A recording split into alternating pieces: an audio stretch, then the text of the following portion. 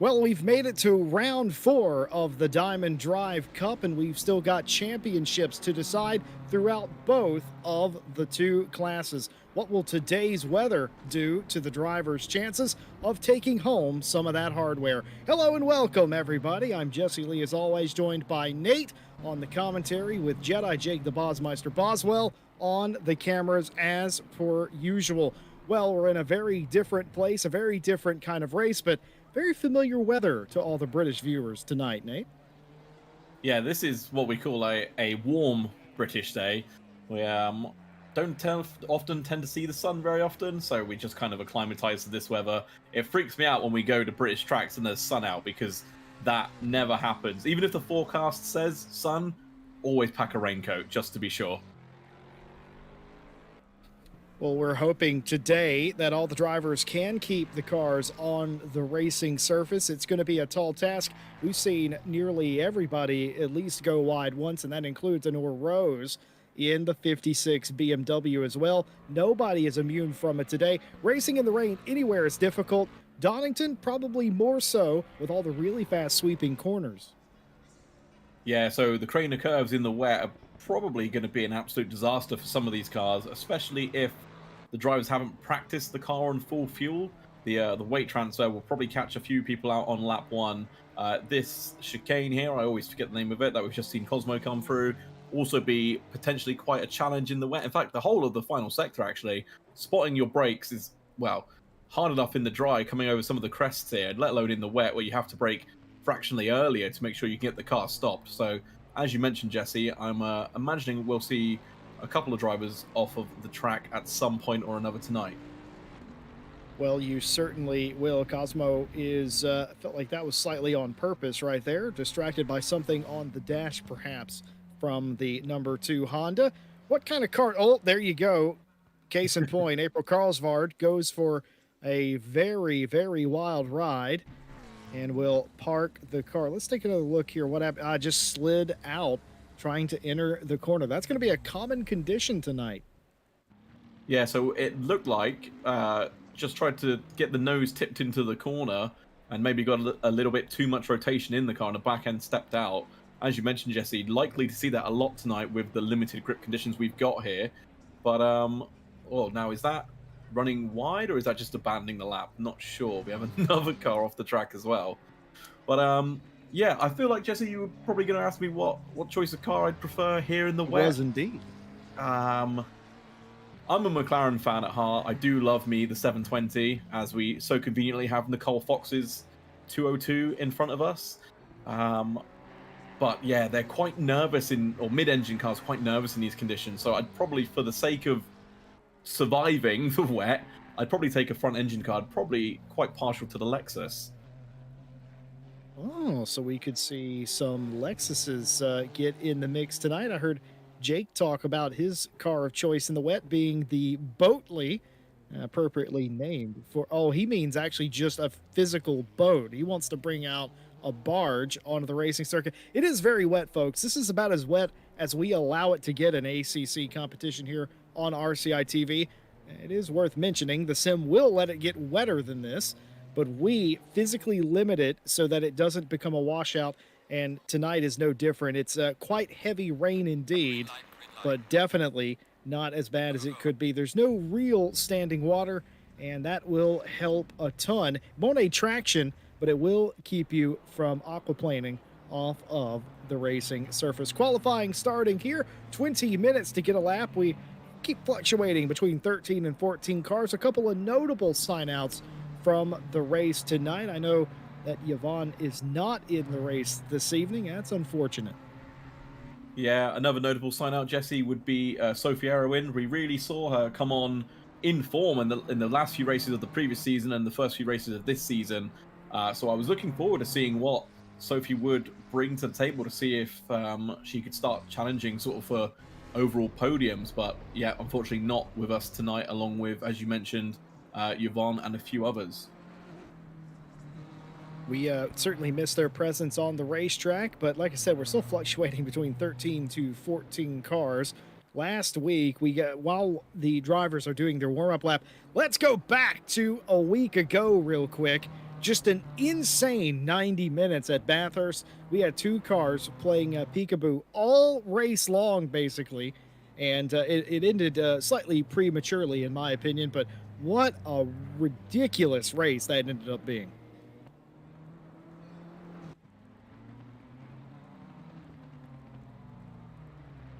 Rose Yeah, will be the first driver to take time here. What do we think in the wet that is doable here, Nate? I mean, Rose. I'm gonna go out on a limb now. Say 2 seconds faster than second place. Oh, just overall. But um, that's probably me being biased in an extreme way. But yeah, you'd have to say Rose for pole. I mean, we saw Monza last season when it was wet. Rose sort of stomped away with it. We've no reason to believe otherwise now. So unless something very odd happens, I doubt we'll see a change at the top. The other thing to consider as well is, do we have any reliable data for this specific car, one of the newest cars we have for the GT3 field, of course, this BMW? Do we have any reliable data of what this car does in the wet, specifically around Donington? We're going to learn a lot regardless in this session, as Rose seems to be all clear through the first couple of sectors. As they will, man, can I just say, I miss the bridge that used to be right about there. See, I only know Donington via ACC, so this is the only version of it I know. So there's never been a bridge there for me, Jesse. You're losing your mind. Used to be a gigantic Dunlop tire bridge there, and I miss it every single time. I fell in love with this racetrack in the 90s, and BTCC here was absolutely wild. I mean, that's not changed. BTCC is still wild. But this track actually used to have two different bridges that are no longer here, and it's still the same track. It still has all that character, but man, I miss seeing those two flyover bridges. Either way, in a row's neither here nor there. A 1:38.350 sets the tone, and Nicole Fox, the next round racing 202 goes 0.170 off of that pace, so a 38 for Fox. Death comes in 1.2 off of that pace. O'Brien 3.6. That is really close between the top two right now. I can only theorize that Rose was just trying to get a nice, sensible lap in there, or Fox is absolutely on it in that McLaren. I mean, let's go with the latter. Let's encourage the drivers that their pace is good. They've got real speed in their cars. So let's say Fox absolutely on it, and set in a quick lap. So maybe we'll see potentially next lap, now that Fox has got her eye in, going even quicker. Definitely doesn't wind the neck in, right? It's get your eye in. I think I'll never live that down, but I'm so happy. I'm so happy I was able to figure that out on my own, like it was a puzzle piece. Natalie Lee in the 19. That is not a trick of the camera. That is the old McLaren, and it's been interesting to see the 19 on track this season do what they can do with this car. The outlap for Natalie Lee complete. This is their first timed lap that they'll be taking, and this is a nice comparison side by side, the 650 and the 720. Yeah, the 650, I like the look of it. I think it's a cool looking car, but it's just not as quick as the 720. I feel like that's an obvious thing to say. Oh, the old car is as quick as the new car, but I mean, there are some instances where the old and the new cars are fairly close on their pace. It's just the new car has a couple of nice tees in it, a couple of nice new toys, or some different settings that you can adjust. But yeah, between the 650 and 720, it's quite a big difference.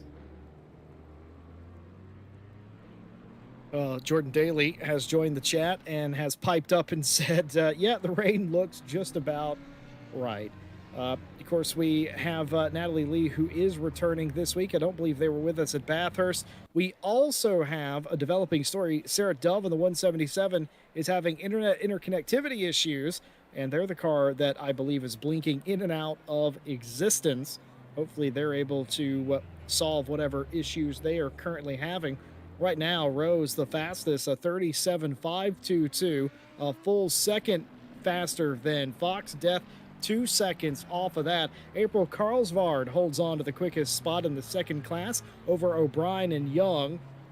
Everybody hang on. That championship in the second class certainly, to me, feels like it's going to go down to the wire. We'll show you what we mean at the conclusion of qualifying here today.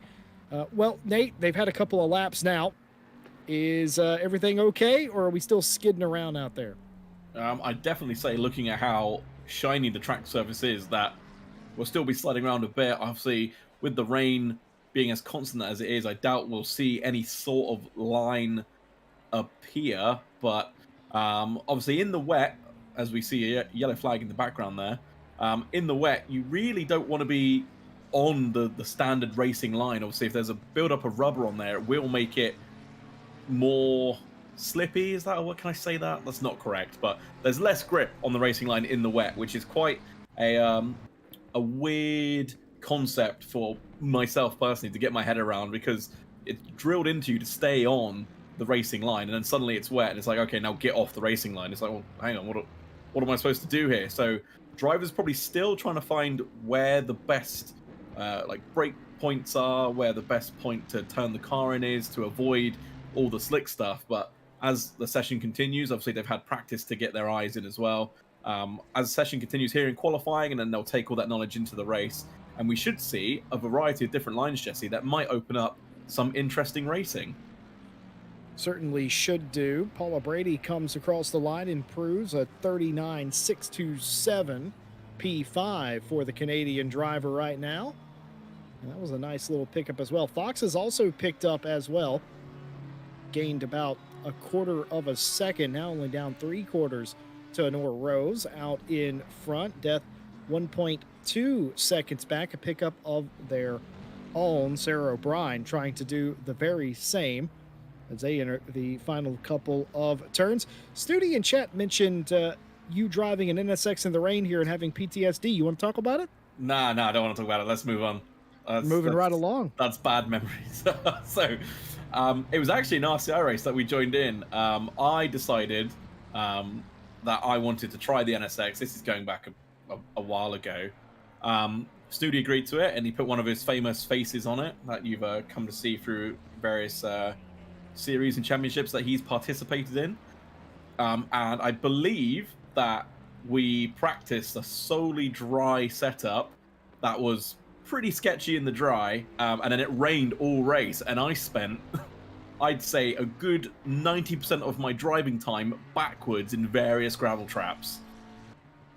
Oh dear, PTSD for sure. That's certainly what nightmares are made of. You wake up in the middle of the night in a cold sweat. That is exactly what you would see. I'm glad that I've never had quite that experience here. I tell you what, though, I do recall one experience in a wet Donington race in a early 2000s BTCC car, and I don't know if there's something wrong with the track. It was a mod in an older sim, and it just slid sideways, and it just never stopped sliding. Slid off for an age and eventually hit a wall. But that's about the extent of my major damage around here.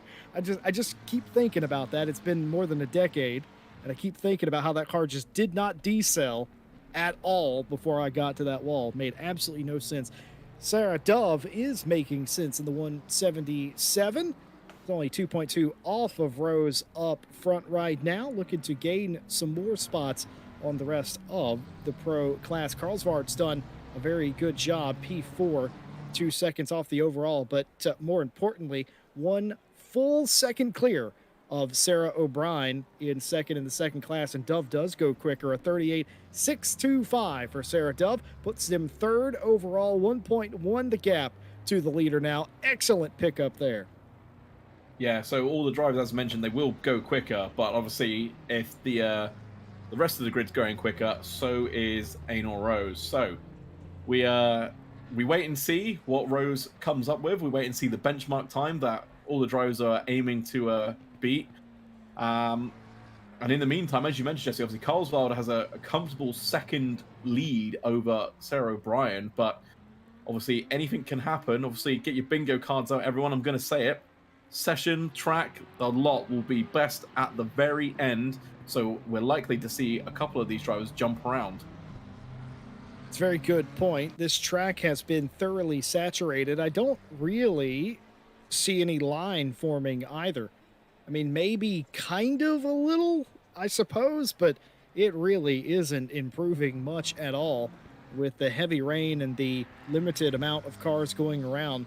It is it's pretty wet out there, but if it is going to improve, Nate is 100% correct. It's going to be here in the next few minutes at the end of this session when that does occur. Actually, no, you know what? I do see a tiny little bit of the line forming, so there it is.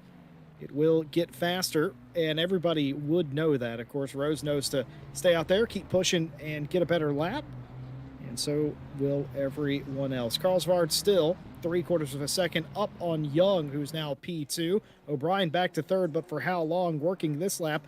This might be an improvement for O'Brien, and it is a 39.825. Ooh. Puts them back into second in that class. What does Hamish have coming to the line? P8, 40.227, improves upon their time. Yeah, so Carlsbad no longer has that lovely second buffer that they once had. Now O'Brien only a few tenths off, so Carlsbad will be looking to improve, as will obviously O'Brien. Those two, I've got a feeling, will be side by side for the majority of the race. We've seen them have some cracking battles over the last few races, and hope that continues here. Young looking like they might as well get involved at some point. Obviously, fantastic pace in that AMG at Bathurst a week ago. So be hoping to carry on that strong form and really mix it up with the rest of the drivers. Sierra in chat asking when the next DDC season starts. Well, we haven't really announced that particular venture yet, but the good news for you is you don't have to wait to next season. We're accepting mid-season signups. It's one of the newer things in RCI as Rose does go quicker. A 37.175 resets the lap time, and I certainly do feel, Nate, that you hit it on the head. The track is improving. Even if you can't really see it, it is shedding a little bit of that moisture, and traction is increasing. But back to your point, Sierra, you are allowed to mid-season sign up. There's 2 more rounds after this that you would be allowed to race in if you contact Tom Bryant. I believe he should be able to set you up with everything you need for a mid-season sign-up. But as for next season, it hasn't officially been announced yet, so I can't tell you. Super secret RCI stuff that goes on behind closed doors.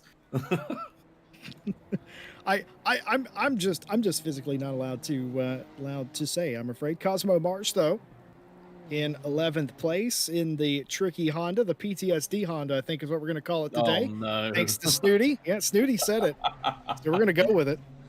And I will say it is a struggle in that car, but it's not, it looks about as sketchy as all the other cars out here in the extreme wet. I can tell you that it is extremely sketchy, but as mentioned, we did run a dry setup because we're idiots. And even though I had the best of the weather, because it did ease up in the middle, I still spent more time off the track than Snooty did. So hats off to Snooty for actually managing to lap this thing, because I've genuinely, and this is no exaggeration, I don't think I had a single lap in 2 hours that I did not go off the track. It was just that appalling. And yeah, I will forever hate this car at this track. So the less I see it, the better. Well, that's unfortunate. Cosmo's not going to like that. We'll bring that up with the Cosmo report at the end of the day. Cosmo, when we talked to them post-race, they were not very happy with how their race had went. They were almost sort of defeated a little bit. We gave Cosmo a little pep talk after the race, and happy to see them back, because I'm going to be honest, the way that Cosmo was talking, it was a little up in the air for a little bit, down on themselves. But here they are in the mix. P11, they have returned to pit lane. They must have been down to their lap time or invalidated. Most of the field out on the track. A few are not. Carlsbad still leads O'Brien and Young. Fox leads Dove for second and third in the pro class. But here comes Sasha Death. The SD racing car goes third. The 247 with a or excuse me, with a 138.610, 1.4 off of the lead group. Dove has a little bit of work to do to continue to maintain that second and third podium streak. You know the F1 meme where it's like, why is it whenever there's a Grand Prix, it's always you three, and it was like Ham the bot. I feel like we can apply this to this one. Like the top three is normally Rose, Fox, Dove. Obviously, Def occasionally getting mixed up in there, which is always nice to see. It's nice to see different faces up there. But normally, it's right. Oh, as we see Colswell going backward. I've done that before in an NSX. Weirdly enough, have I told you about the time I took an NSX to a wet Donington and it went appallingly? Oh yeah, so just tried to turn in on the curb. The rear tires just said nope. I don't want to do that anymore and let go. And unfortunately, slid clean off the track. But Carlsbad will get a chance to go once more if they get out of pit lane right this very moment. They sure will, even in the rain. It's not a very long lap around here. You needn't look any further than Rose at the top of the scoring pylon to confirm that. A 37-1 in completely wet conditions. You can imagine how much quicker they'd be going if it wasn't in a wet condition, but even still, that's a quite small lap time considering the length of laps in a lot of the other ACC tracks. Charlotte Robertson haven't talked much about them, but here they are in 13th place and only just looking to pick up quite mightily. Would need 9/10 to get next to Lee in the 19. 247's been off as well. That's Sasha Death. So we saw Carlsbad and Death, and now Charlotte Robertson's going to come to the line. This looks like a pickup for the 11, but the question is how much? Oh, it was not. It was not a pickup. Quite slow in relation to their best of 41.890. Yeah, I almost didn't recognize Charlotte Robertson's car because it's gone from the, shall we say, the tasteful anime livery to, oh, as we see Robertson just clean off the track at what happened there? Old hairpin there. Oh, that's a shortcut. Look at that. See, time gain. I mean, it absolutely is a shortcut, but I mean, oh, okay. I thought the car snapped from the camera angle, but that's not the case at all. I believe Charlotte got halfway through the dirt and decided to hit the eject button. Most of the time, a driver will probably do the wrong thing, and they'll fight it back onto the racetrack and create a bigger issue. But honestly, that was probably the smarter of the two options. I think it was a fantastic save as well. Like, let's see what lap time she gets for this. Obviously invalid, unfortunately, but yeah, very well done to hold on to that. I think I would have personally. Well, tell you what, Jesse, have I ever told you about the time I took an NSX here and I did the same thing? Didn't quite collect it as neatly as that, though. I tell you that much. Snooty, what a gift you have given me this day. That's all I've got to say. Nicole Fox, next round racing, trying to improve. They were as little as 7/10 down to Honora Rose earlier in the session, but Rose, of course, responded with the 37-1 and now back up above 1 second. But every single time Rose has lowered the bar, Fox has been able to at least meet them about halfway. We'll have to see when they get to the line just how good this lap actually is. It's got to be hugely, I don't want to say frustrating, but sort of just one of those moments where you go quicker, and you're like, yes, this is quicker. I can see I'm up on my delta, and then you get the lap in, and you're like, yes, that's pole, and you look up, and Rose has just gone like a few tenths quicker, where your previous lap would have toppled them off of pole, and it's just like, can you stop?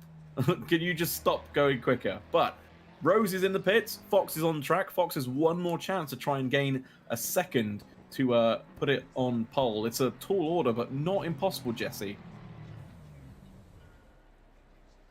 Oh, Charlotte's going to go around again, and that was a lock it down moment for certain. Rose done in the session. As a matter of fact, everybody except this driver, Nicole Fox. You got Hamish and McKenna Santos, who's actually just finished their lap, are the only cars still out on a lap. Hamish, the E-Team Brit 30. Got one corner left to go. And we'll see if this is a pickup. They need 4/10 to gain a spot on Sarah O'Brien. not out of the question here. We'll see what it is at the line right about now. And it is a pickup on the stopwatch of 40.180, but not on the positional scoring pylon, I'm afraid. Nicole Fox, the last effort here.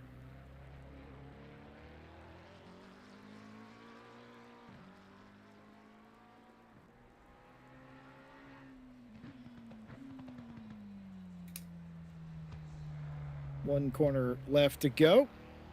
We'll see what Nicole Fox does in the 202, and it wasn't a good enough lap, and they have hit the eject button down pit lane. Well, qualifying over with, the field set for the day. Time to look at the points championship. We open up the show talking about how close some of the points championships were. Let's show you what we're talking about, starting with the Pro Series. Honor Rose, 78 points, maximum points on the season, and a fantastic drive every round out for the Queen's Design M4.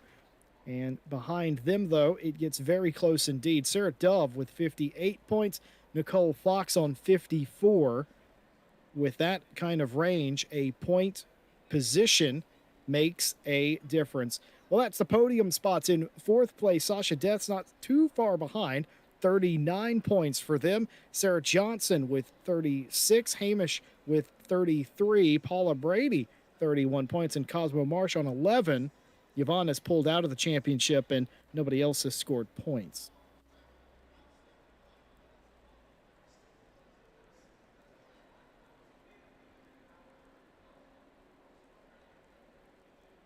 And this is where the rubber meets the road. This is the AM Championship, but I refuse to call it that. I think that does a disservice to some of the drivers. So we call it the second class series, the first and the second class. Though I suppose some might take that in a more royal sense. But M. Young, the leader in this class, all AMG, the front two championship cars. 70 points for M. Young in the 37. Rain in second place. By far and away, Young and Rain, the two standouts this season, both on the track, and of course the fact that they're relative newness to the series. 66 points for Rain, 4 points behind. Again, that's in the a position makes a difference territory. Third place, April Carlsvard on 55, not out of it yet. Currently closest to Sarah O'Brien in fourth place with 54. And rounding out the top five, Natalie Lee on 42. A little bit further back, Charlotte Robertson on 29, and McKenna Santos with 15 points in seventh place. And of course, everyone else has retired from that championship. We're down to the precious few final rounds and the precious few final drivers as well. A tall task today, Nate, racing in the rain. They've been struggling, as anyone would, to drive into this condition, and now they're going to have to race in it. Do you have any tips for me? Because, let's just say one day I get myself into this situation. What do I do? Don't take the NSX on a dry setup. That's for sure. It's the thing with wet is I've seen it with a few people previously. They try and drive it as if it's still a dry track. And I know that's a really obvious thing to say. It's a wet track, don't drive it, as a dry track. But some people just can't quite switch that mode over to learning to brake a bit earlier, to turn in a fraction earlier, and just be gentle on the throttle. It's all about, I'm going to quote cars now, you've got to go right to go left or go slow to go fast. So it's literally just about making sure you keep it on the black stuff in the wet, because chances are someone ahead of you will touch a curb and will put it into the wall. So if you can make sure that someone isn't you, then you're bound to make up positions. Well, before we go green tonight, I just want to say, of course, we are watching the chat as we always are. We welcome all of you in on your Wednesday night, wherever you are in the world. We hope you're doing well, and we thank you for joining us for Diamond Drive on Wednesdays, as always. And I was just reading some of the messages. Winchester made a joke that I wanted to bring up, equated the water on the track to being more than the water in the America's Cup. Nate, do you know what that is? I don't, but you're about to do me an education. It's like a boat racing thing. It's like a yacht boat kind of racing. I don't actually know what the name of those boats are, but yeah, it's like an offshore boat thing. And I know I screwed that up, but that is what it is. It is a water sport, and I thought that was very funny. That is the first time anyone has ever made a boat reference on the RCI channel, and we've been here for years. So consider that a first, Winchester, for yourself. I appreciated the joke nonetheless. Daly also earlier pointed out that the Maca does not like it in the wet around here, and immediately after mentioning that, we saw one of the Macas go completely sideways off of the track. Daly, that one's on you. And I was reading some of the anecdotal stories from the chat as well. Appreciate those, reading all of those back. Well, the spray today is definitely going to be a problem, and more so than almost any other sim on the market right now, it really can become a visibility problem. Yeah, I've just noticed, sorry, Jesse, to be a little bit delayed in my response to you there. I've just noticed we've got a car starting from pit lane. So whether there's been some sort of technical issue with the car and they needed to start from pit road, but unfortunately Hamish will not take the standing start. Well, you know what that makes Hamish, right? The smartest driver in all of Donington. Yeah, got to explain. Well, there's two kind of drivers. There's drivers that are out there that want to race each other, and then there's the smart driver that sits in the pit lane and picks up the pieces. I think this is tactile almost. Now, I've been wrong about this in the past, and I'm sure Hamish will come in and say that we're very, very wrong about that. But I don't hate this if this is strategy.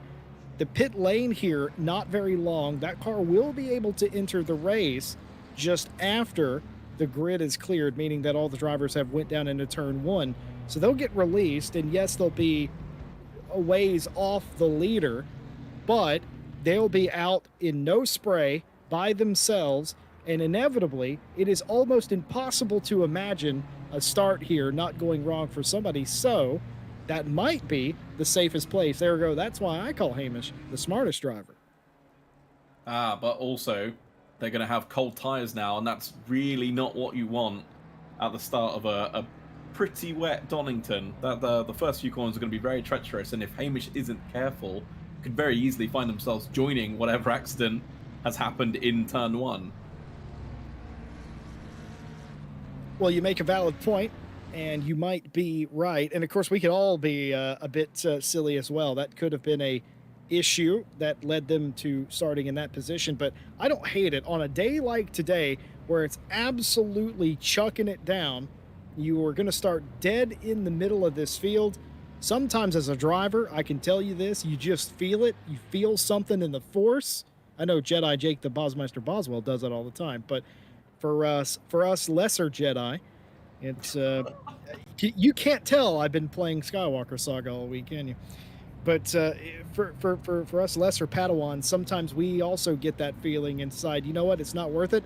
Let's just get a clean race, and if you have to start by pit lane, maybe do that. Here they are, 14 cars, 13, shall I say, 2x2, lining up, getting ready to take the green flag. The starter waves the flag and the lights go on. A very wet Donington for round 4 of the Diamond Drive Cup. Honora Rose gets a nice start, immediately covers off Fox. It's single file for the first 3, 4, 5, 6 positions now as they go off into the spray and down into the old hairpin. Yeah, so as you mentioned, Jesse, Rose very aggressively covering Fox off there. Fox probably maybe just trying to take an opportunistic move to really get ahead to hold Rose up, because as we've seen, once Rose sort of scampers off, that's it for the race. So Dove very aware that turn 1, potentially maybe even Crane of Curves, turns 2 and 3 would be their only opportunity to get past Rose. Unfortunately, Rose slammed the door shut, and well, now they've sort of all fallen into order. That was a potentially scary moment there for Brady, but it's going to get that spot back. The pass was made by Carlsvard and then drove off the track. Was that Coppice they just came through? It was indeed. And that will relinquish 2 positions away from Carlsvard and give the lead in the second class to Sarah O'Brien. And now a huge dive down into the Fogarty S's by Rain, trying to make up spots. Rain, of course, knee deep into this championship and sees Young in front of them, whom they are battling for that championship. Oh, that's a big old lunge from April. April goes really deep in the Melbourne hairpin and almost makes it work, but runs way wide. O'Brien keeps it nice and tidy, and then retakes the position now as they enter Goddard's. Yeah, but O'Brien's gone wide now and has opened the door back for Carlsbad, so Carlsbad's going to sneak through there. So it's, well, a big dive into a mistake, into a pass. I mean, I don't think you could ask for much more than that. Well, that's how it's going to go today. You're going to see more of that, I can guarantee you. That is the weather conditions doing that. You have an idea of where your stopping distance is, folks, but sometimes if you're on a wetter part of the circuit, it just doesn't work like that. Ada Rose out front and Nicole Fox breaking away in P2. They were nose to nose to nose to nose coming through here the first time, but now looks like Death is holding up Dove just a little bit. The pace on the SD Racing 247 McLaren seemed to be lacking just a little bit, yeah, but now it looks like Dove's the one that might be falling back a little bit as the top four all spread out.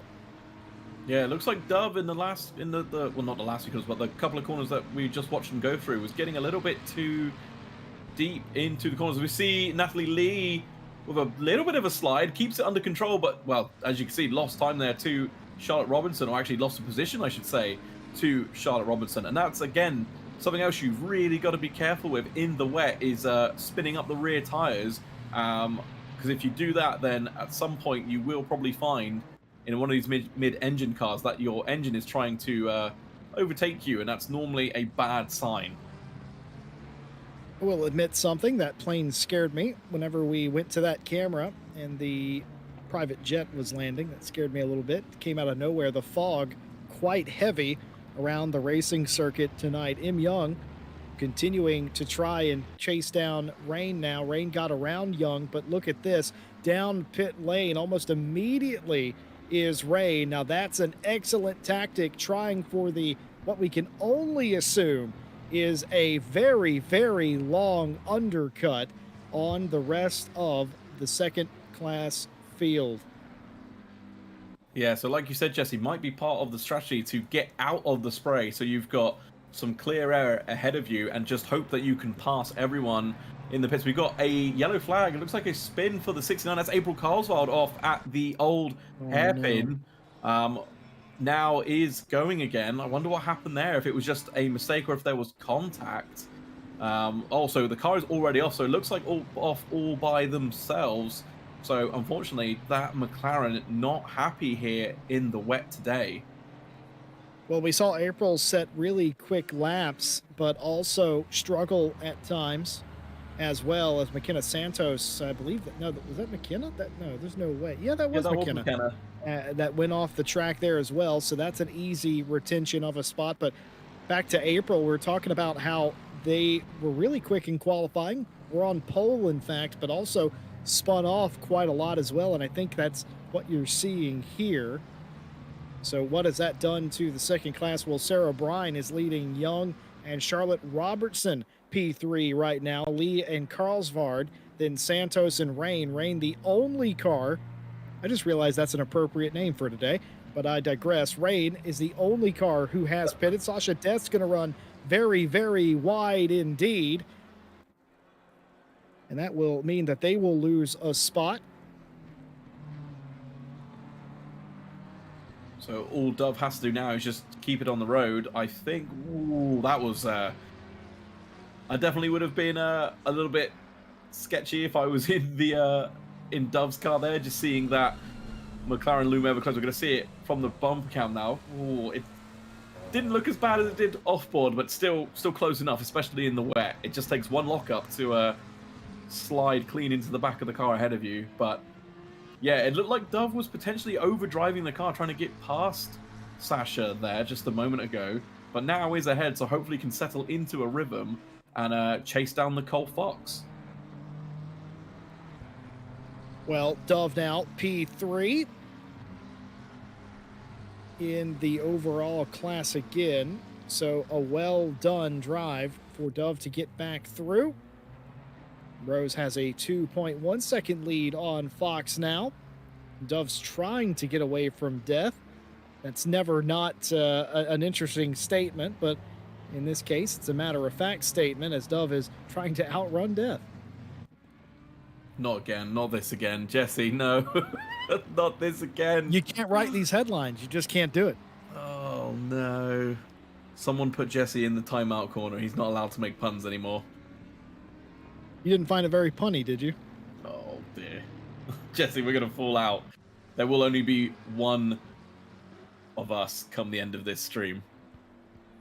You know, there's 53 minutes left. I'd rather not do this alone, so I will digress. Look at this. McKenna Santos getting taken around the inside. Hamish trying to make up that spot and just about does it. Drag race down the front straight. No clear winner, and McKenna will bow out of that fight. So Hamish, who started from the pit lane now, up several spots. Is that strategy? Whether or not it was a legitimate strategy or an accident, doesn't really matter. It's working. It is working, absolutely. But, yeah, just going back to that pass we saw there, Hamish on McKenna, it did look like McKenna did get on the brakes early, even for being a wet track, and just tried to tuck in behind to stay on the bumper of Hamish, but unfortunately it doesn't seem like it's worked, and Hamish now pulling out a reasonable gap to McKenna as the race unfolds. But it seems like, Jesse, cars have settled into their rhythms. We've got a couple of groups formed. You didn't ask me at the start of the race, so I'm going to ask you, what is your prediction now that we are almost 10 minutes in? Well, I think we've got what we expected to get out of the pro field. Rose driving away, Fox, Dove, and Death, the usual suspects fighting for the podium in that class. Not saying that there won't be anybody else, but just for the time being, that's the way that it is. And of course, the ever-present mix-up in the second class, or AM class if you're so inclined, as Holt McKenna has gone off. That will allow Natalie Lee through. So just ran out of track here. Of course, McKenna trying to drive on a controller, which I can tell you from experience, the rain doesn't help. No, so it makes inputs a lot more, I don't want to say sensitive, but obviously on a control pad you don't quite have the finesse or the precise input that you do obviously on a wheel, because you can always just very carefully adjust the wheel to meet whatever the car's doing. But on the control pad, it's sort of just, all or nothing for your input. So makes it very difficult to make these slight course corrections, especially in the wet, without unsetting the car heavily. And we may have just seen the consequence of that coming into the Melbourne hairpin, where McKenna was potentially just trying to turn into the corner, and it could have just snatched one of the inside wheels and locked up and sent her off into the gravel. But again, something that we can... Oh, see, Cosmo's off. Cosmo is sideways? Not sideways? What happened there? So we'll have to wait and see. So was it just a little bit too quick into the corner? Yeah, so a little bit of a fishtail into the corner, then drops it through the apex. Manages to sort of stay off of the track, but yeah, manages to get it pointed in the right way. It doesn't collect any other cars, and is now on the attack against Nata Lee.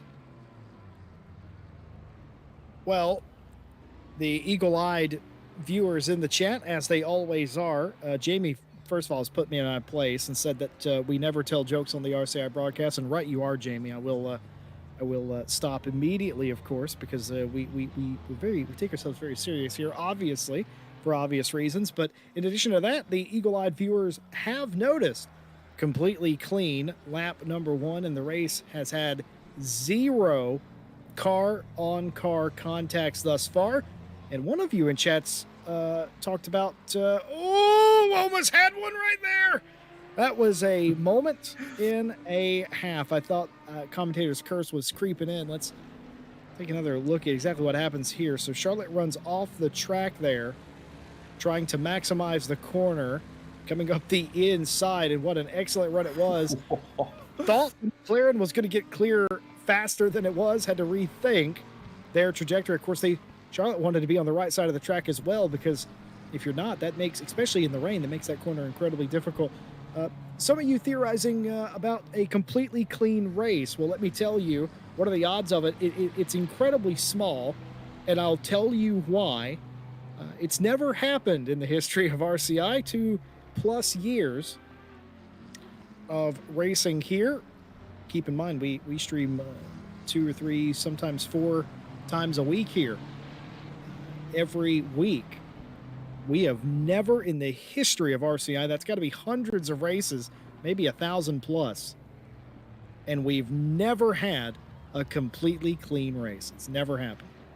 Matter of fact, now I think about it, I don't think in my entire history of broadcasting anything in ACC, whether that be here or elsewhere, I have ever experienced a completely clean race. It's never happened. You know, I can't think of a time I've ever seen a completely clean race either. And what are the odds when it's absolutely hammering it down in some of the most treacherous conditions we've seen on the calendar, and the drivers are just like, yeah, you know what, this is a race that we're not going to crash into each other. As we see Cosmo going a little bit wide there. Don't want to be doing that too often because you will lose it. Obviously, Cosmo already had one spin, hoping to make that their final one. But yeah, rain, Donington, absolutely awful conditions on not the easiest of tracks to navigate in the dry, let alone in the wet. And yeah, we've had no incidents reported thus far. And I tell you what, Tom Bryant stirred the pot. He started the thigh highs sort of thing, but we did not pre-discuss thigh highs, so I don't think it's on the cards because I don't think Nate agreed to it. I can't remember. I'll have to scroll back through some. I'm sure I probably agreed it with someone somewhere.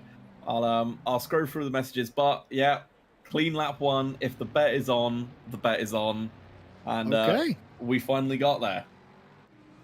All right. Well, there you have it. Not only is it a clean lap 1, there's been several local yellows, but they're all for single car spins, no contact as far as we know.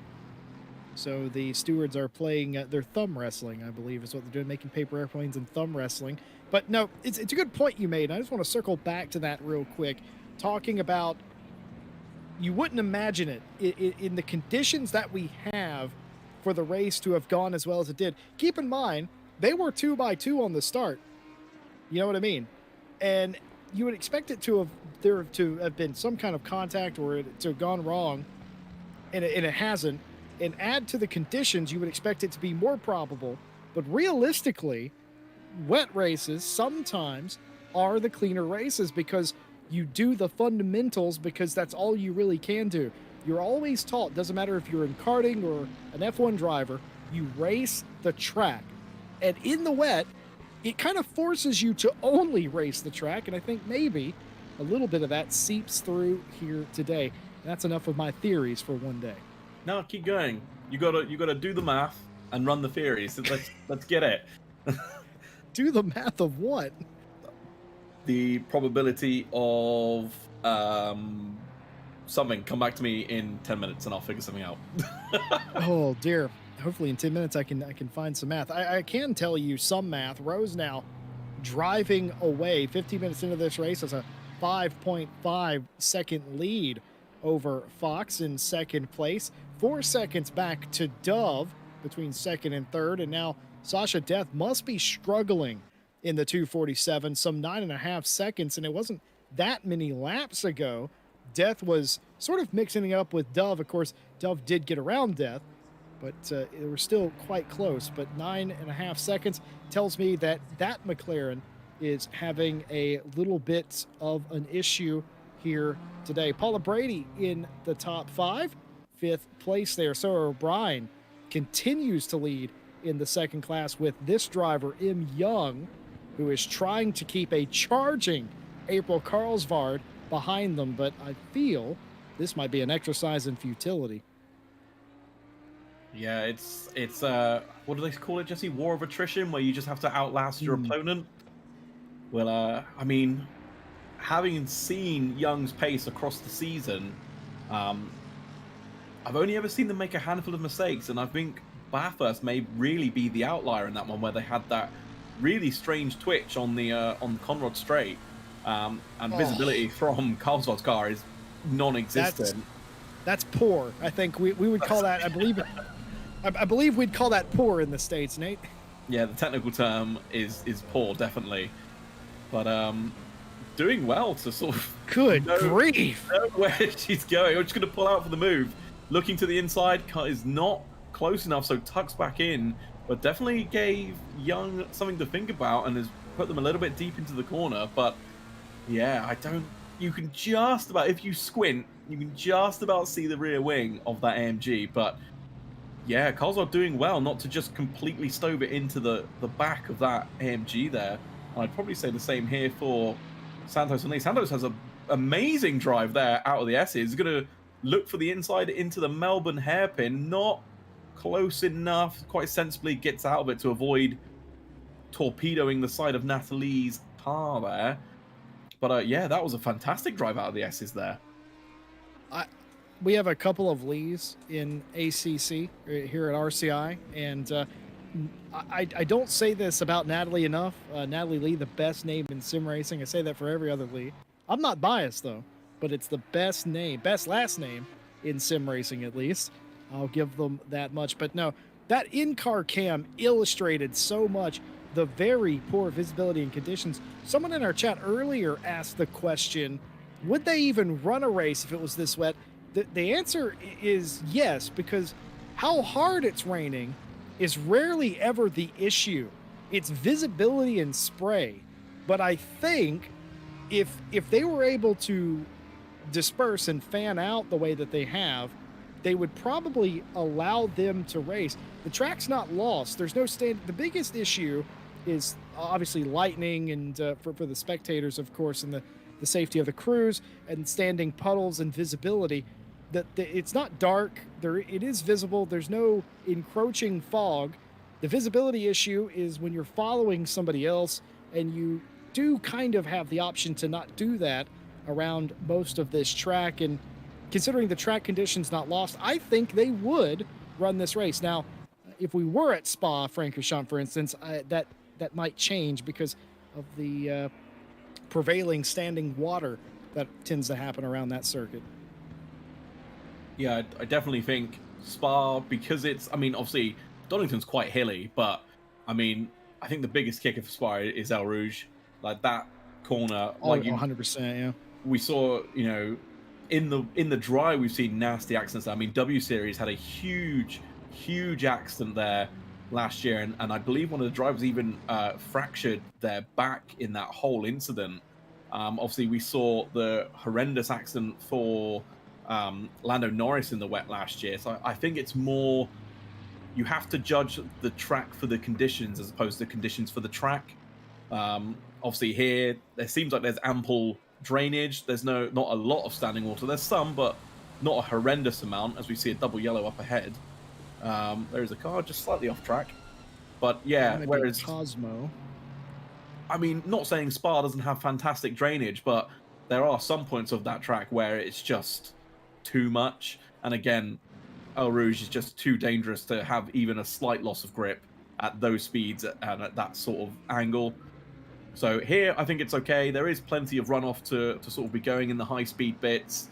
Plenty of gravel traps to catch the cars. So I think a race of this wetness would still run, but I think it would probably be on the edge.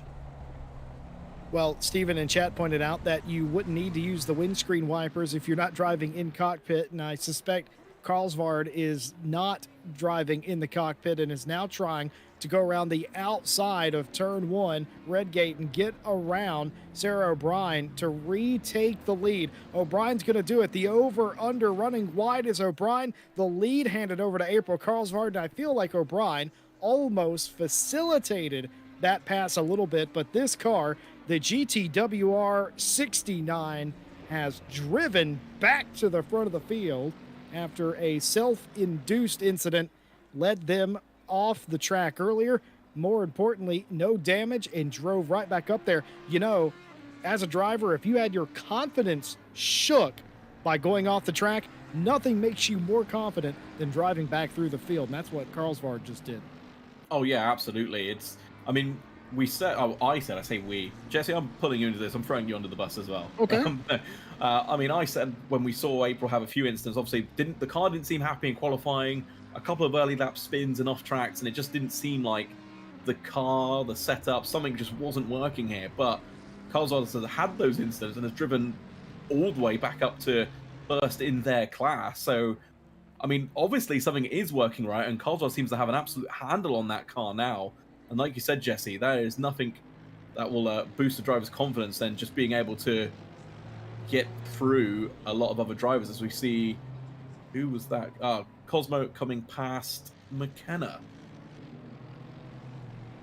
McKenna has had an up and down day. Somebody crashes in front of her. She picks up the spot. She runs wide, or sometimes I feel like McKenna just lets them by once they've been caught, which I think is a fair play. Here is Sarah O'Brien, and I believe that's Im Young behind O'Brien. O'Brien's going to go wide in the final turn, incredibly wide. That's Ted Edwards' line through that corner that Sarah O'Brien has just stolen. And that was a raucous laughter from the broadcast booth right there. They loved the Ted Edwards reference on a Wednesday night, but O'Brien gave up that spot now back to third place. Im Young up to P2. So this is the fight I want to see. I want to see Young chase down Carlsveld and see them go absolutely hammer and tongs for the next half an hour. I'll give Young 7 minutes to catch up. I think that's fair. But then after that, I want just a straight 30 minutes of absolutely bumper to bumper action between these two cars. And I've got a feeling, Jesse, we're going to see it. Well, I can tell you something else we've seen. And I hate to do this to everybody in chat and myself as well. It pains me to say this. We have had two cars collide together. And if I had to guess, it was Cosmo Marsh and somebody else. I can't confirm that, but I'm assuming so, since Cosmo was the last local yellow we had. But even still, we have had an incident report. We will not have a completely clean race, but I'll give DDC this much. That had to have been the cleanest amount of time to start a race in RCI history. It had to have been 24 minutes or so. Do you know what? So I've raised the bar. It had to be 25 minutes for Fi Highs for Nate, and unfortunately we didn't hit 25 minutes, so bets off, I guess. Oh dear. Oh, rain has gone off. Was this contact or nope? Absolutely by themselves. Let's see how this happened. Are we going to see a slippy curb, or? I almost imagine we are gonna maybe hit the sausage to nope, didn't even make it there. Lost it on entry. What happened there, Nate? It's difficult to say from this angle. Potentially too much rearward biased braking. Potentially locked the rear axle, and that's what got the back end loose. And obviously, as you turn in for the corner, you've already set the inertia and the momentum into the car, and it will just carry that all the way around once the rear breaks traction. But again, only speculating, Jesse. We'll have to ask the drivers after the race. Yeah, we sure will. And I gotta say, there's going to be some opinions after this one about these weather conditions. I feel like some of these drivers, they're not bothered. I really do. I feel like they're not bothered. I feel like others are just counting down the seconds to the checkered flag here tonight. But of course, that is kind of all part of it. Here is the leader of the race, Honora Rose, Queen's Design 56. Haven't seen them in the past 25 minutes of the race. Well, that's because they're 11 and nearly a half seconds in front of the field. Nicole Fox did well to hold on to second and maintain close contact with the leader, but now is, well, there's 11 and a half seconds adrift, but all by themselves in second place. Sarah Dove regained third place from death a little bit ago, and since then that lead has ballooned out, and they're 6.2 seconds behind Fox. So let's watch that gap between second and third. It's 5.8 now. That gap certainly might be coming down. April Carlsfard's had an up and down day. The GTWR driver sat on the pole, but fell down the order after a self-induced spin. It has driven all the way back up to the lead. Now that's what I call confidence in the rain from the 69. Yeah, it's. I I got a feeling maybe first lap nerves would cause the strange incidents we saw earlier. But yeah, Carlsbad has absolutely settled into a rhythm now, and I don't remember what the gap was previously. I don't think it's changed um, between Young and Carl. Oh, so hang on a minute. So the car ahead is actually Paula, who was ahead of Carlsbad and is now behind. So Paula Brady's has an incident somewhere, and they've lost a significant amount of time because, well, as you can see from the pictures here, they are only a couple of seconds ahead of Young. That is true indeed. Im Young, by the way, second place in the second class, has been very consistent. Keep in mind, this car was third and fourth earlier in the race. They've driven all the way up into P2. The Team Green Mercedes looking good here. Yeah, absolutely. I've got a feeling that Paula might just be able to reel a gap away, but what that does mean is that Paula will have to fight Karlsvard, and they'll slow each other down, which means Young can sort of get in on the action. And well, I've still got 2.5 minutes for my half-an-hour battle, and I want it, Jesse. We're gonna get it. It has to happen. I hope it happens as well. Sarah O'Brien, who led a large portion of the opening stands of this race, now back to P3. But despite losing second place to Young, hasn't really continued to drop off the back of the 37 realistically. 96 still well and truly in it. Charlotte Robertson, P4 in the second class, 12.6 off of the pace. Rain leads the cars of the ones that have pitted at least. Rain, Lee, Marsh, and Santos are the only early pitters thus far.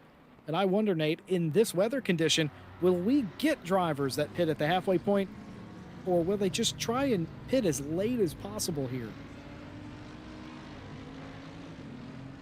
Wet tires don't really burn out as quick as dry. So, I mean, you could potentially go full Alex Albon and drive to the end of the race and just pit at the very last opportunity. It was only a matter of time before we had an F1 reference. F1 reference. You gotta get them in there. Every single broadcast, Jesse. There'll be one. Do you know what I loved about that cast for that race? Was they didn't know what the penalty was for not pitting, and I'm like, surely it's at least surely it's something severe. Does it matter? I mean, yeah, I remember they were like, "Oh, I think it's just 30 seconds," and then someone was like, "Oh, it might be disqualification," and they was like, "Oh yeah, it could be disqualification." As if a completely new thing that had just happened. Could you imagine? Could you imagine if we go back to the beginning of the turbo hybrid era? Lewis Hamilton wouldn't have to pit if it was only 30 seconds. He could have just won the race regardless.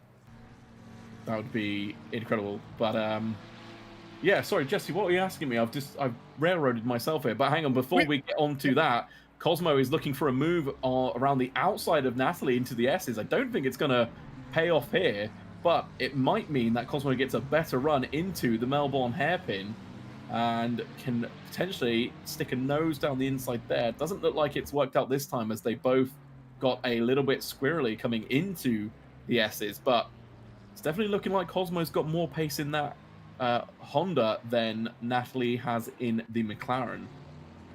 Certainly does look like that. By the way, the question was, as Hamish has entered the pit lane, the question was, what's your strategy in the wet like today? We've had several takers pit very early indeed for the undercut. The balanced attack is to come in right about now. Most drivers have elected to not do that to this point, which tells me that they're going to try and go as late as possible. I was just curious what your strategy would be in this situation. Oh, off the top of my head right now, I'd probably just brim the tank, have a full tank of fuel, and run it as late as possible, and then just hope that people around me have incidents and that I can have the last sort of few minutes of the race on fresh tires and low fuel. However, because I'm a man of pattern and I follow the same routine, I would probably pit halfway through the race. Well, I think the majority of chat agree with you. I do as well. In this condition, I am not going to try to pull off any crazy strategy. I would probably just pit as late as possible. We talked about, oh, car off there, and that was Rain. No, that was Hamish, excuse me. Hamish was off there. And they just came out of pit lane. Tires cooled down, certainly, adding to that spin, undoubtedly so. But we were talking about during the World Tour this weekend about how the undercut has just disappeared from competitive ACC racing. I've seen it in a lot of different communities I've worked in, and they just nobody really wants to do it. It's pit as late as possible. The overcut is very clearly preferred. And I was just curious if maybe there was some kind of special strategy for the rain, but I think I agree with you after hearing you out. I don't think there is. I think you maintain the status quo. You pit as late as possible. Yeah, I think being sat here, being able to reflect on it, I'd probably do that. But in the car, I'm probably panicking, wondering when I should stop. And yeah, as I mentioned, a creature of habit, I'd probably just stop halfway through.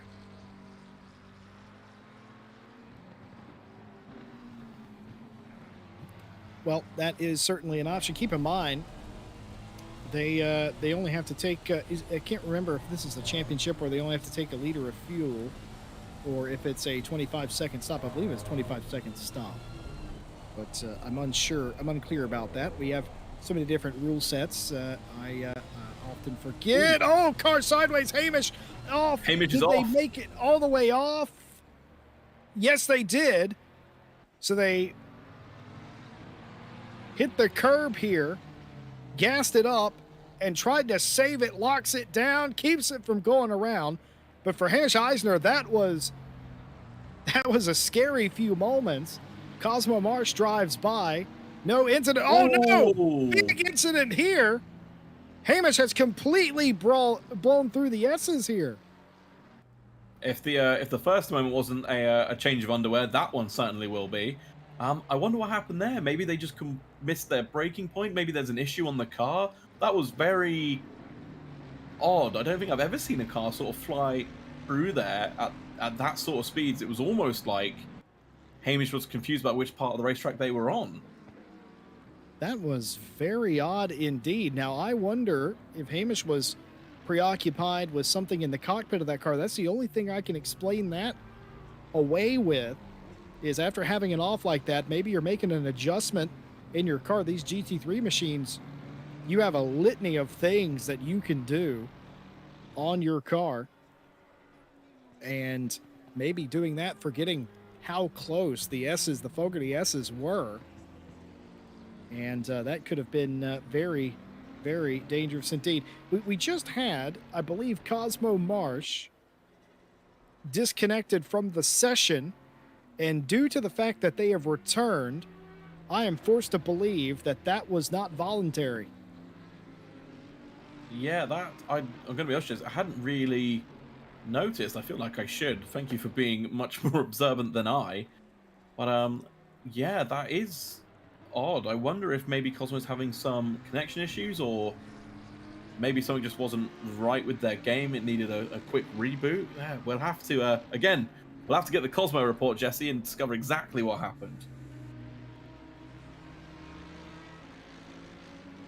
Well, well, well. It's all unfolding here. Look at this fight. What's this? Ah, so now Brady is ahead of Carlswald. So either Carlswald's had an instant because they are running nose to tail, but wow, Carlswald really got a fantastic launch out of that, the S's there. So Brady goes defensive and takes to the inside. Carlswald's going to try and hang it around the outside and get the switch back. No, it doesn't quite work this time. But as I mentioned, Jesse, this has now brought Young into the fray, and we're about to see a 3-car battle for 5th place. Now, I'm curious what happened here. I saw Paula Brady several seconds adrift to Carlsvard. Did Brady catch back up to Carlsvard? Did Carlsvard have another moment, I wonder? Quite frankly, I was a little sidetracked. I was watching Cosmo Marsh and obviously the battles further back in the pack, and completely lost sight of this. But judging by how far Paula's pulling away, I think Paula just went and caught April. Perhaps, but then it didn't really seem like Young was putting too much time into Carlsvald, but now obviously you can see just in the distance there, only a handful of, well, tenths off, not even a second, That's a according good to point. the timing we've got here. So I'd be inclined to say that Cosworth has made Oh, or has had an instant, not made an instant, has had an instant somewhere, and that's what's from the back. But they are right on the bumper. I take back what I previously said. Brady is not pulling away. I absolutely have no idea what I'm talking about. And this camera angle, just absolutely insane. As now we ride on the back wing of Paula Brady's car, loose out of the Fogarty S's, and that may have been a little bit of a touch from April Carlsvard as they go down into the hairpin. Does Carlsvard try to go down the inside? No. Swings around the outside, trying to diamond off the corner and get the run into Redgate. Can't quite do it, falls back a bit. M. Young now into this fray. This is a battle for P5, but perhaps a little bit more importantly, it's a battle for the lead in the second class. Carlsvard, who we suspect now might have made a small error to lose several seconds, is back behind Paula Brady. This, of course, for overall, there is an overall championship as well as a individual for your class. And keep in mind, there still is a drop round. And if I'm not very much mistaken, the drop round is factored into the points championship that we showed you prior to the race today. Carlsvard has had a roller coaster ride of a day, and it continues here.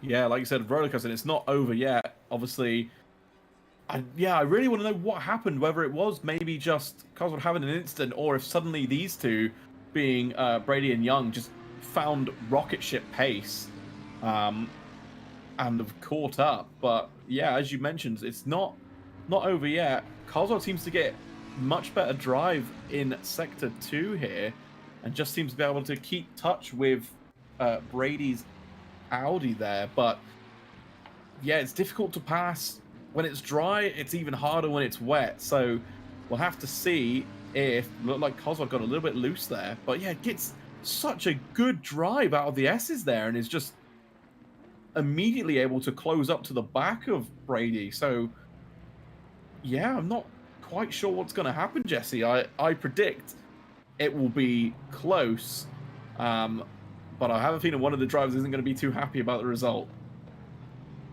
Well, hopefully it doesn't come to contact. Cheers to Daly, who pointed out that the 25-second pit strategy or pit requirement is currently being used for Friday, and we don't think that this is being used in this championship. It's only 1 liter of fuel. I reckon that might be correct, Daly, and thank you for the shout.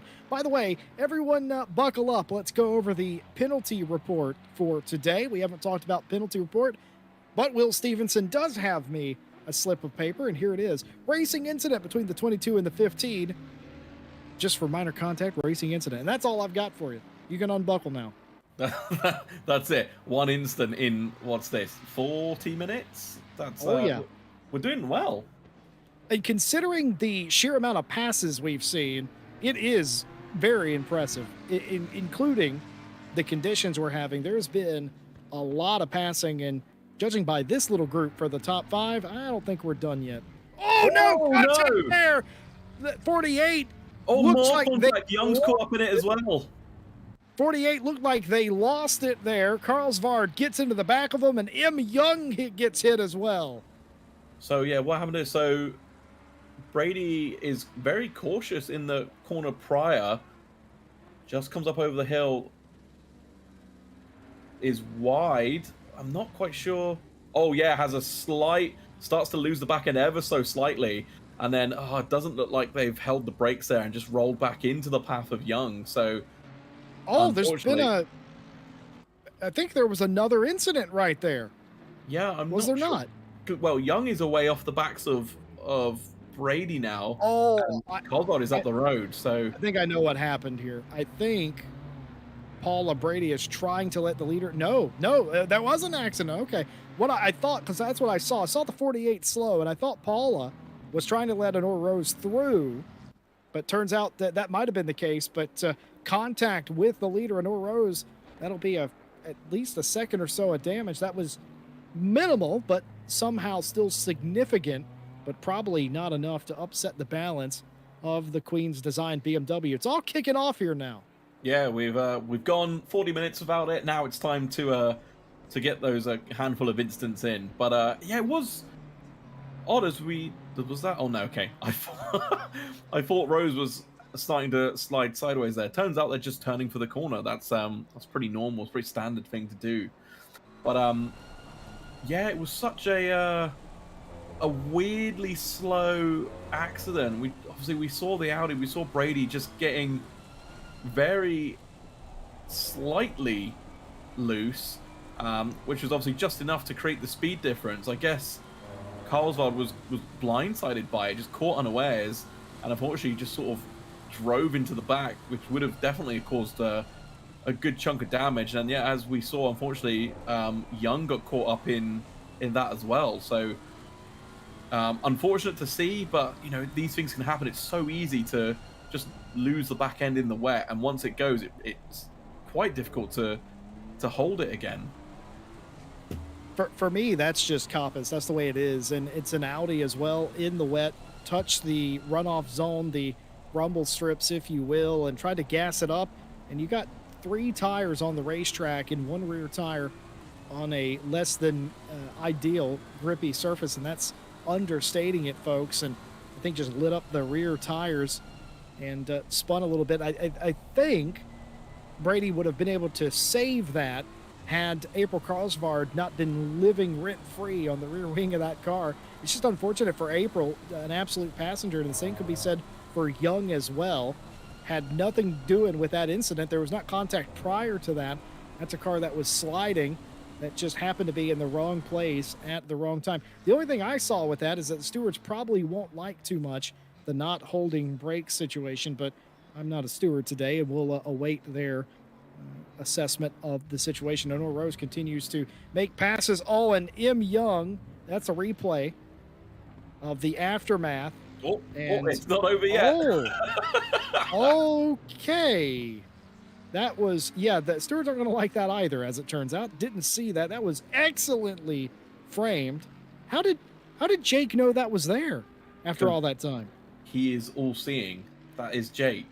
Jedi Jake. By the way, talking about Jedi Jake, I saw a move that he put on this past week that left me speechless again. We call him Jedi Jake, by the way. You don't hear him on the stream, but he's the one bringing you these lovely pictures and replays. All right. We call him Jedi Jake. I started calling him that simply because his ability to miss accidents that seem unmissable.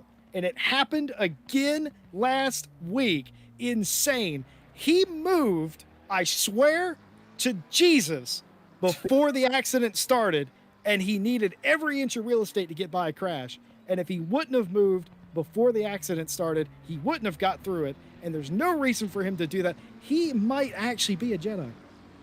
He is. There's no doubt about it. He sensed a disturbance with the Force and immediately put his camera did. To where it was. I reckon that's what he did as such. He waved his little hand, did his little Jedi mind trick, said, "There'll be no accidents in the first 40 minutes." These are not the yellow flags you're looking for. Yeah. Do you know what, though? Talk about that. That race was at Bathurst, what I'm talking about last week with Jedi Jake, the cameraman Boswell. He won that race after all of that. He ended up taking the lead, not looking back, and winning that race after driving through that accident. That it's just so incredible. That's legitimately, I'm not making this up, that's at least the fourth time in the past calendar year he's been able to do something like that. And if you've ever wondered why we call him Jedi Jake, that is legitimately why. His ability to miss accidents. You must be a car owner's dream, Jake, because you don't tear up the equipment.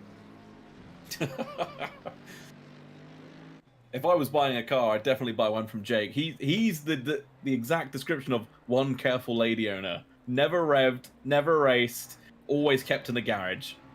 That's right. Oh my goodness. Undercoating always applied every winter. No, it's just fantastic. I just wanted to point that out. And that what we saw with that accident was the unfortunate second side of that. The more common side, I'm afraid, where when it goes wrong in a hurry. And you actually called that, Nate. If you guys will rewind about 10, 15 minutes ago, you felt that might be coming. And it certainly did come at the expense of a couple of drivers. Sarah O'Brien leading in the second class again. Only a handful of the drivers haven't pitted, O'Brien being one of them.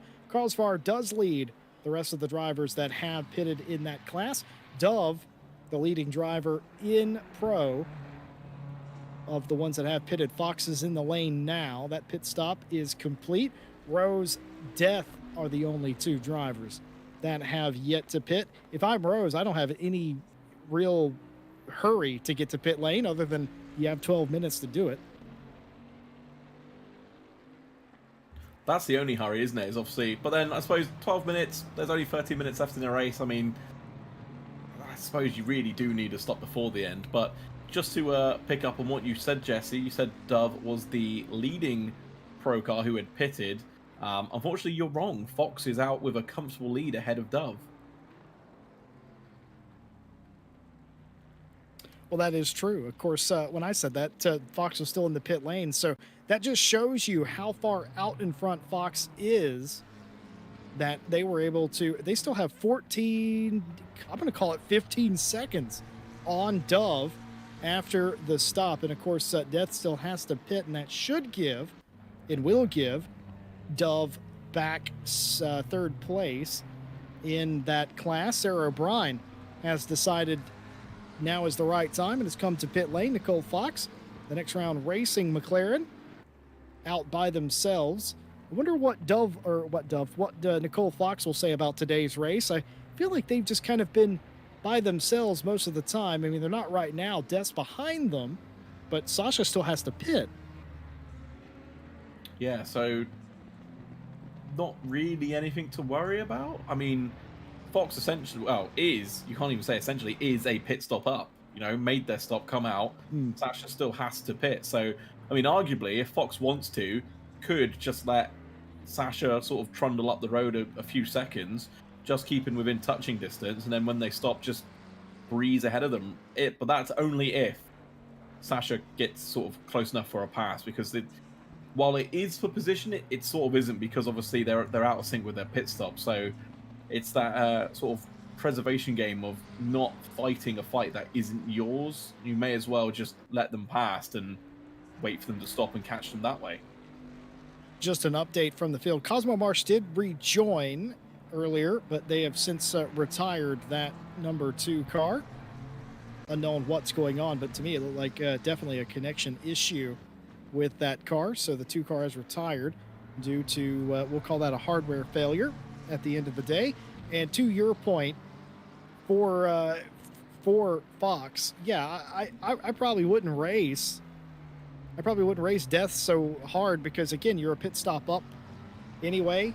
And if Death decides to make it a bit spicy for second, I'd probably just let them go by me. But that hasn't happened yet. Still about a second between the two of them, and about 9 minutes left to pit. Yeah, it's almost a case of sort of not rolling over, but just being sensible, as we see Santos, unfortunately, off track there, just a little bit deep. Who's that behind? That is, I believe that's Rain behind? Not sure. Yeah, called it. I'm just so good. It's almost like, Jesse, we've been doing this for 4 whole races, and I know some of the liveries now, but not all of them. Well, I just saw Natalie Lee lose it in the Schwartz curve. That's before you get to McLean's. And after Starkey's Bridge, that I don't know what happened to the 19, other than the fact that they just went off the track. They rejoined without incident, and they're still P12. Charlotte Robertson. Now, this is interesting here. The drive-through penalty, and that has to be for track limits, because we've not seen the McLaren, or excuse me, the Lexus near anyone today, and they've certainly not been involved in an accident. So a drive-through penalty for track limits for Charlotte Robertson. It's not surprising. What is surprising is that Charlotte's the only one so far.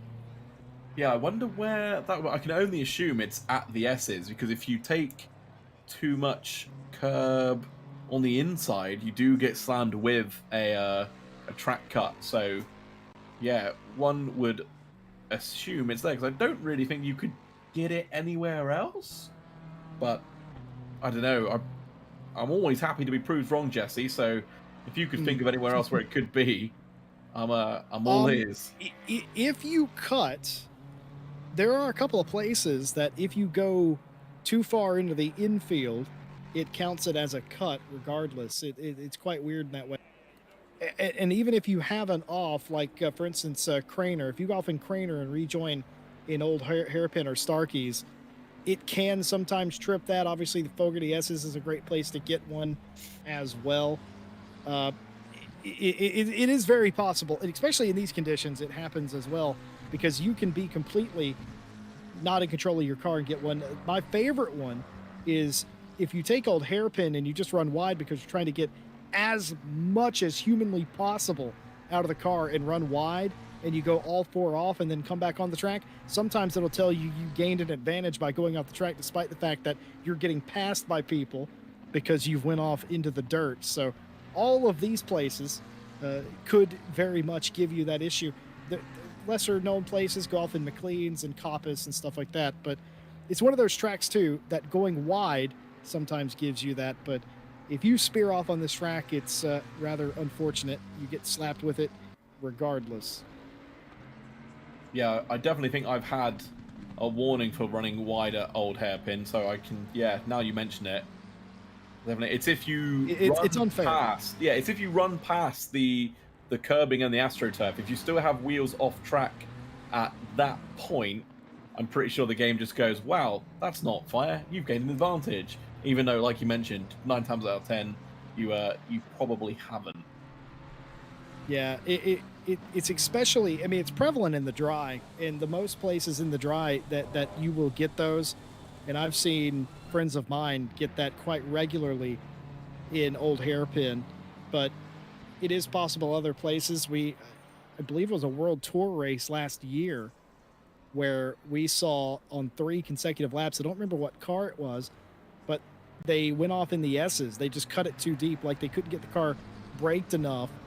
They did that 3 times, and then they went wide in old hairpin and got themselves a penalty. So it's a little wonder that that is a big issue. Was that car off in front? Yes, indeed it was. That's the 69 April Carlsvard off again. Oh no! So just as we were, well, I say just, that was like 10 minutes, 10, 15 minutes ago. But yeah, we were saying Kozlov doing so well. Now it almost seems like the car has just decided it doesn't want to cooperate. Was it just catching the curb? Yeah, so just touch the curb a little bit. And it's just so easy to break traction. But I will have to say, that is very good blue flag etiquette there, getting very out of the way of the leaders. Well, we saw it a little bit earlier, didn't we, with Paula Brady, who had almost an identical issue in that very same corner. The only difference was when Carlsvard lost it into Coppice, there was nobody right behind them, so they were able to gather it up and let the two cars get through in front of them. And Sasha Death here continuing to try only 1.8 off of Fox right now. Yeah, but still has a stop to make, so still out of position, unfortunately. I'm wondering how far back, so they're probably gonna, oh, so they're stopping now, so I don't have to wonder for too much longer. But, oh yeah, so there is Dove, so close enough that it's just sort of gonna happen. And Coleswald is just coming out of Old Hairpin, so yeah, won't lose 5th place, but will definitely lose 3rd to Dove. And of course, Anal Rose came down pit lane, finished their stop. No issues for the Queen's Design 56. We saw them come out of pit lane just right behind some of the other lapped cars at this point. I'm trying to figure out how many cars are on the lead lap. That's harder to figure out than you might think. And I think Rose has lapped up to Sasha Death, I think.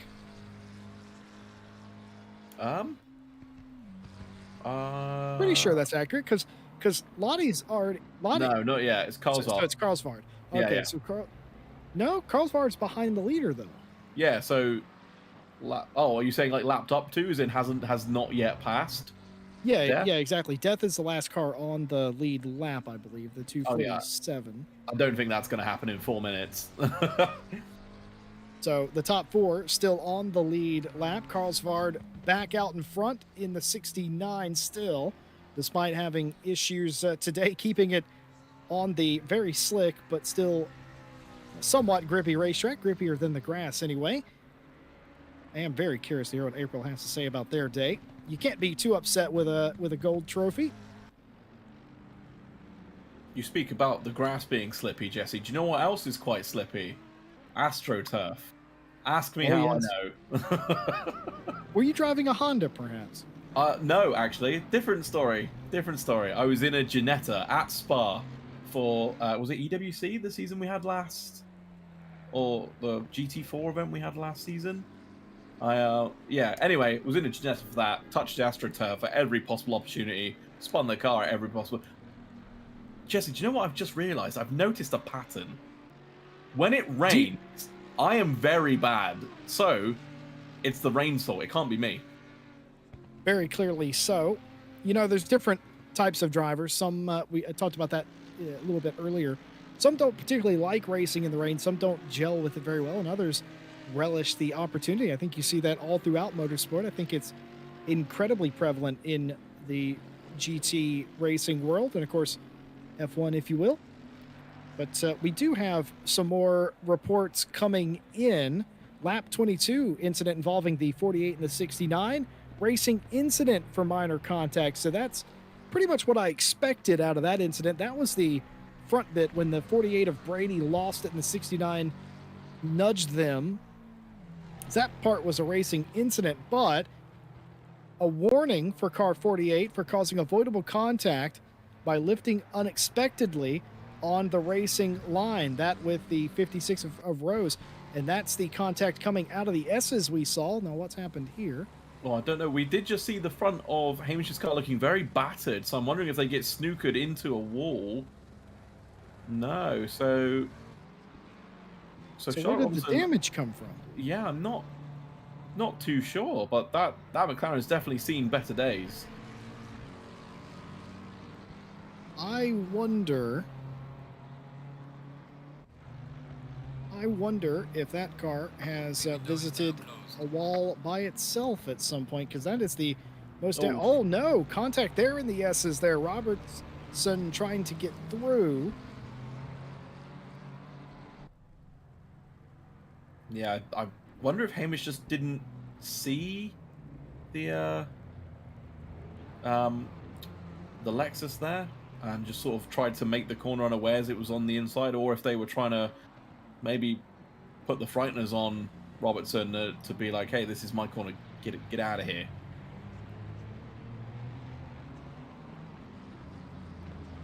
Final minute of the race. It's been literally clean sailing for Honora Rose today, barring one minor contact with a back marker car. It's pretty much been that kind of day. You could use horsepower or a sail and a rudder. But I would say the vast majority have navigated it very well to my eye. Very tricky situation, an unenviable position as well to race in this hard of a rain for this long and also race each other, especially the way that a lot of the top 10 have been racing each other today, and to great effect as well. Yeah, it's like I said, I think the cleanest diamond drive race we've had in the worst conditions. So as you said, Jesse, it's been it's been great to watch, honestly, that we've not seen too much contact, and we've seen a lot of passing, and it's all been fair. It's all been some of it's been quite aggressive. I can't say all of it, but it's all been, I think you call it harsh but fair. Would you agree? Yeah, certainly so. I feel like that's an adequate term for what we've seen today. Harsh but fair. Yeah, I think that's a good way to call it. Well, something has happened to the 22 of McKenna Santos. There appear to be sitting in pit lane, but that car is not shown as being in pit lane. Oh, wait, it's not in pit lane. It's on the other side of pit lane, in fact. And I wonder, yeah, that was certainly done on purpose. McKenna did not want to have to run another lap. Honora Rose wins again for a fourth straight time this season, but has to do it in the wet today, navigating traffic, the track, and the pit lane. Honora Rose for Queen's Design wins again. Yeah, I mean, is anyone really surprised at this point? I think we just sort of expect it as rubbish as that sounds. We are all unbiased here in the comms box, but it's just when you see a driver with the talent that Anor Rose has, it's a surprise when they don't win. It's not a surprise when they do. So, fantastic race from Rose again. Hasn't put the car wrong, kept it on the track, and has obviously just pulled a lovely gap. And congratulations to Fox and Dove as well for the podium positions overall and in class. And congratulations to Carlsville, O'Brien, and Rain for their podiums. Well, I will say it's going to complicate the Pro Championship. Fox finishing in front of Dove. It was the other way around in the standings, and likely now it'll be near an absolute dead tie. Congratulations to April Carlsvard, who desperately needed a win today to draw themselves even in the AM or second class race, if you prefer, and they've done just that today. What can you also say about Sarah Bryan as well in that class? Getting it done. I was informed just a few moments ago that there would be the potential of post race penalties. So, the finishing order here today, pending post race penalties. I hate to say it, but I have to tell you how it all shook down. Rose, an amazing race, Nate. And of course, what can you say about April Carlsvard? Was everywhere inside the top five in their class. Wasn't easy for April today, but ended up getting the win anyway due to incredible pace. Yeah, as we mentioned, it's sort of that war of attrition. Obviously, again, we saw Carlsville have a few spins, a few off tracks, but just kept on going, kept on pushing, did have the pace in that car. I mean, once Carlsville was in the rhythm, the car just seemed to stick and fly around the track. But yeah, like you said, not an easy start, but obviously, probably the best result that they could ask for.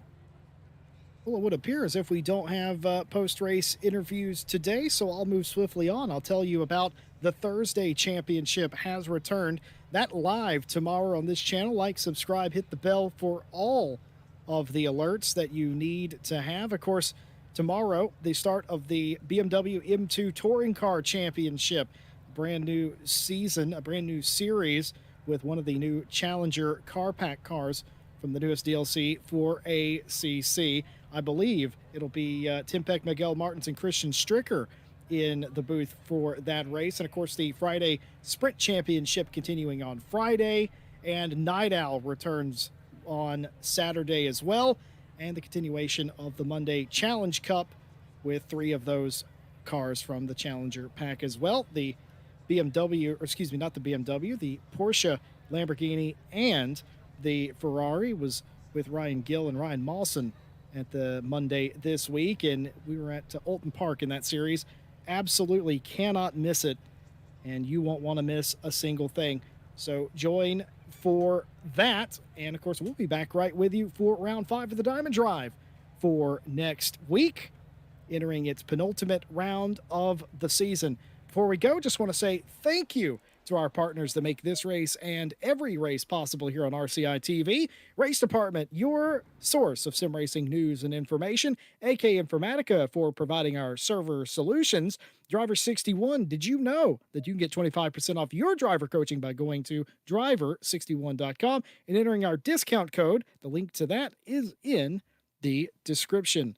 Fanatec.com. You can use our affiliate link when making purchases of quality sim racing hardware at Fanatec.com. Doesn't cost you a thing to use our link, and of course, it may help us with things like server cost when you purchase things from Fanatec. Simracing.gp. Tired of the pub racing scene? Want to join a community and race more frequently? Well, Simracing.gp has you covered. Sign up today and get started. It is free to join. Nate, a very wet race. We're hoping for a more dry affair in 1 week's time. Yeah, I hope so. I don't think I could handle the another non-contact race. I was waiting for someone to do something, and nobody did. But yeah, Zolder in the wet, I think that'd be miserable. So glad we've got that in the dry. And yeah, I don't. I'm trying to pick a best moment, Jesse, because I know you're going to ask me that next. But honestly, the whole race was fantastic. Personally, my driver of the day would be Carlswald for just sort of pushing to the end, and it was just a fantastic recovery drive to watch. So very few incidents, a record few, in fact, and added to that, some excellent racing to boot in the middle of the pack. What will Zolder have in store for us in 1 week's time? There's only one way to find out whenever we get there. Hopefully, it's a little more dry. A big thank you to everyone here that makes this race happen, to all the admins, the broadcast team, and the stewards. We couldn't do it without them. And we'll see you next week. And until then, have a good night.